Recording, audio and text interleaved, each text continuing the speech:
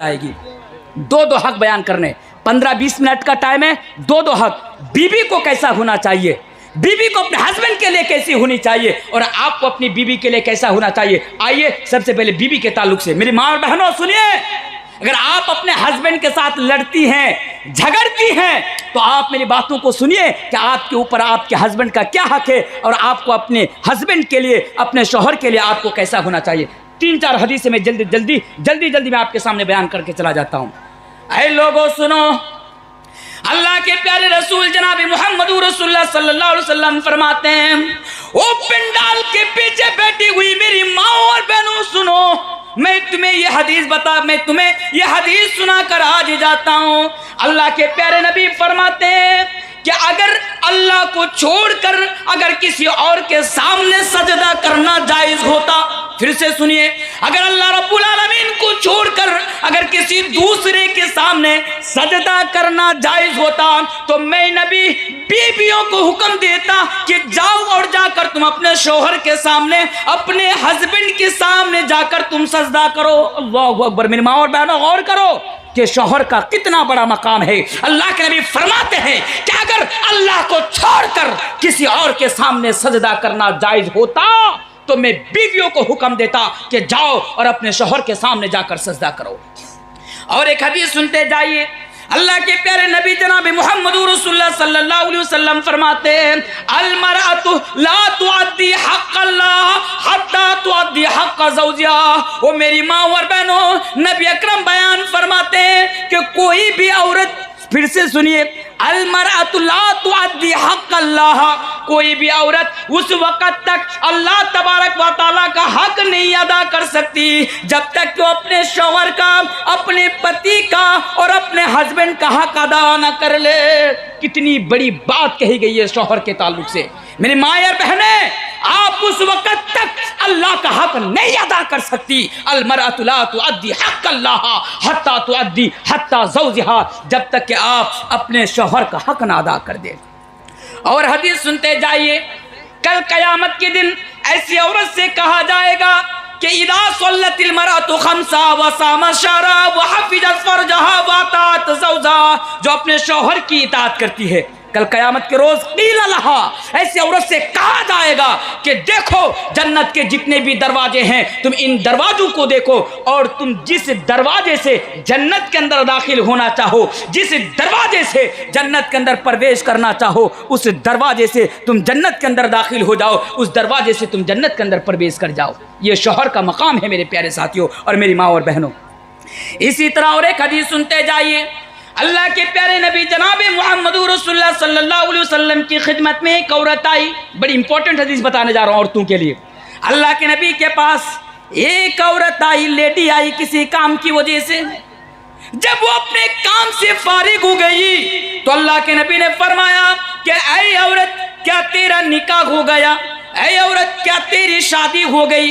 क्या तुम्हारा खावन मौजूद है? उस औरत ने जवाब दिया, हाँ अल्लाह के रसूल, मेरी शादी हो गई, मेरा निकाह हो गया, मेरा खावन मौजूद है। तो अल्लाह के नबी ने फरमाया कि ऐ औरत, बताओ कि तुम्हारा सुलूक तुम्हारे हस्बैंड के साथ कैसा है? उस औरत ने जवाब दिया, या रसूल अल्लाह, या अल्लाह के रसूल, जहाँ तक मुमकिन हो पाता है मैं अपने हस्बैंड के साथ अच्छा बर्ताव करती हूँ, अच्छे तरीके से मैं अपने हस्बैंड के साथ पेश आती हूँ। फिर अल्लाह के नबी ने फरमाया, औरत तू देख लेना सही से, तू देख लेना कि तेरा सुलूक और तेरा यानी बिहेवियर तेरा हस्बैंड के साथ कैसा है। क्यों? अल्लाह के नबी ने फरमाया कि फ़इन्नमा हुआ जन्नतुकी व नारुकी, क्योंकि तुम्हारा हस्बैंड ही तुम्हारे लिए जन्नत है और तुम्हारा हस्बैंड ही तुम्हारे लिए जहन्नम है। मेरे माँ और बहनों सुनिए, अगर आप जन्नत के अंदर जाना चाहते हैं अपने हस्बैंड को राजी कर लीजिए। अगर आप जन्नत के अंदर जाना चाहते हैं अपने हस्बैंड को खुश कर लीजिए, और अगर जहन्नम के अंदर जाना चाहते हैं तो आपके हस्बैंड की नाराजगी ही आपके जहन्नम की जाने की सबसे बड़ी वजह बनेगी।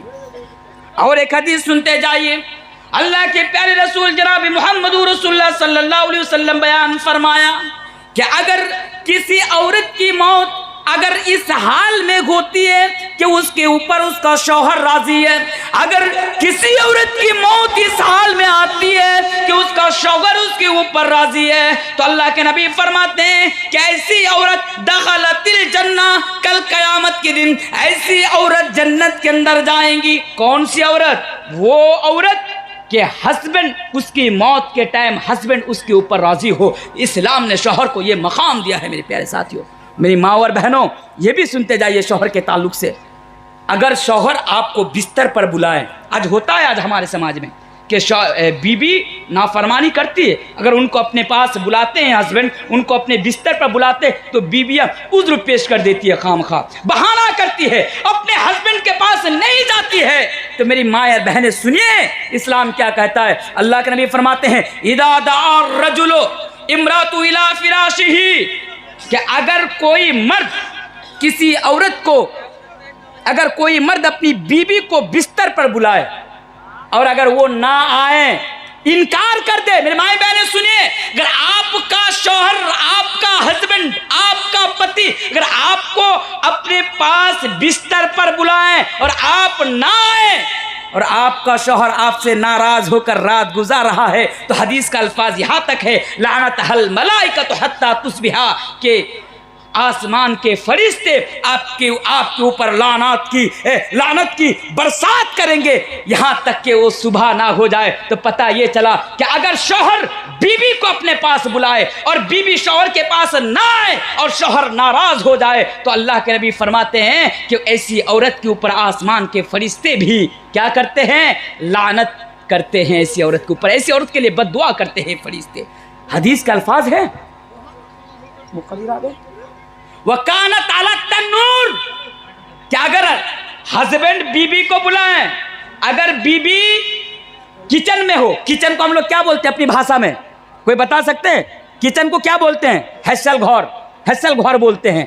अगर वकानत अला तन्नूर, अगर बीबी रोटी बना रही हो, सब्जी बना रही हो, किचन में काम में मसरूफ हो, शौहर ने तलब कर लिया कि आओ मेरे पास, इस्लाम कहता है, शरीयत कहती है बीबी को किचन से आना पड़ेगा अपने हस्बैंड के पास। क्यों? अगर हस्बैंड नाराज हो गया तो अल्लाह भी नाराज, हस्बैंड अगर नाराज हो गया तो फरिश्ते भी ऐसी औरत के ऊपर लानत करते हैं। और क्या बताया मेरी माँ बहन, आपका हस्बैंड, आपके हस्बैंड का मकाम देखिए कि आपका शौहर आपके घर में मौजूद है, आप नफली रोजा नहीं रख सकते हैं।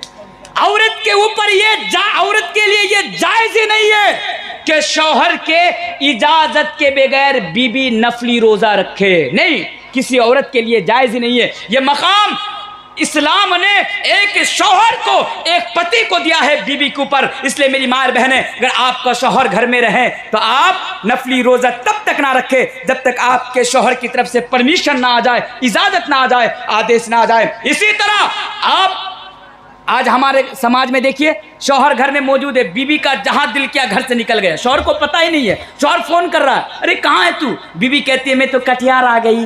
अरे कटिहार चली गई, मुझे अभी तक पता नहीं चला।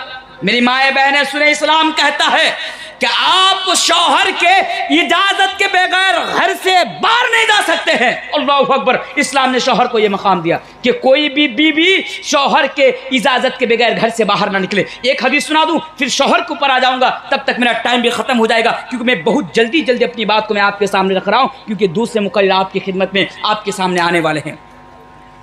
अल्लाह के रसूल से सवाल किया गया, मेरी माँ बहन इस हदीस को भी बड़ा सही हदीस है। सवाल किया गया कि अल्लाह के रसूल सबसे बेहतरीन औरत कौन है? या रसूल अल्लाह, अल्लाह के रसूल सबसे बेहतरीन औरत कौन है? अल्लाह के नबी ने फरमाया अल्लती तसुर्रुहु इदा नजर, अल्लती तसुर्रुहु इदा नजर, वो औरत सबसे बेहतरीन औरत है दुनिया के अंदर। कौन औरत? कि जब उसका शौहर अपनी बीबी को देखे तो शौहर खुश हो जाए, शौहर का मिजाज खुश हो जाए, शौहर की तबीयत खुश हो जाए। मेरे प्यारे साथियों, ऐसी औरत पूरी दुनिया के अंदर सबसे बेहतरीन औरत है। अल्लाह के प्यारे रसूल फरमाते हैं, दूसरी बात, इदा तुतीउहु फी अमर, और कौन सी औरत? जो शौहर की इताअत करे, जो शौहर की फरमाबरदारी करे। अगर शौहर बीबी को हुक्म दे तो बीबी उस बात को, उस हुक्म को बजा लाए, उस हुक्म का पालन करे, शौहर की इताअत करे। ऐसी औरत के ताल्लुक से अल्लाह के नबी फरमाते हैं, ऐसी बीवियों के ताल्लुक से अल्लाह के नबी फरमाते हैं कि ये औरतें दुनिया के अंदर सबसे बेहतरीन औरत है। बीवी के ताल्लुक से बता दिया, शौहर के ताल्लुक से बता दिया।